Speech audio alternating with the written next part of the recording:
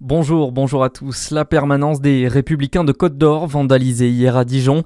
Un tag visant directement le patron du parti, Bruno Retailleau, le qualifiant de fasciste. Une plainte a été déposée pour dégradation volontaire. Nous condamnons avec la plus grande fermeté cet acte lâche et intolérable, a réagi dans un communiqué le secrétaire départemental du parti, François-Xavier Dugourc.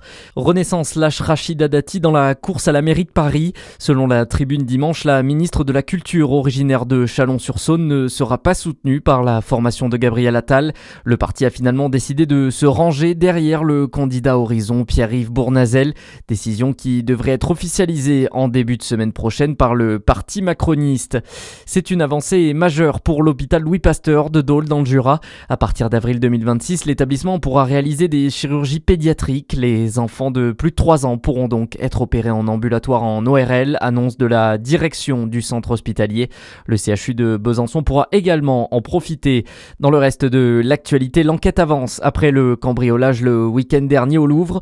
2 suspects ont été interpellés hier soir en région parisienne et placés en garde à vue.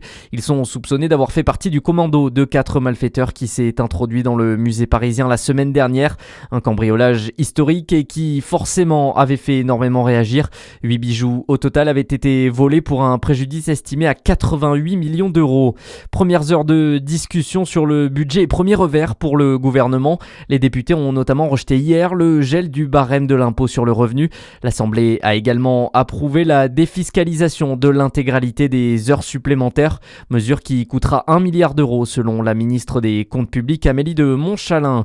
Et puis en foot, suite et fin de la 9e journée de Ligue 1. Aujourd'hui, ça commence dès 15h avec Lille qui reçoit Metz. À 17h15, Angers-Lorient, Rennes-Nice et Auxerre-Le Havre avant Lyon-Strasbourg à 20h45 au Groupama Stadium. Bonne journée sur Fréquence Plus.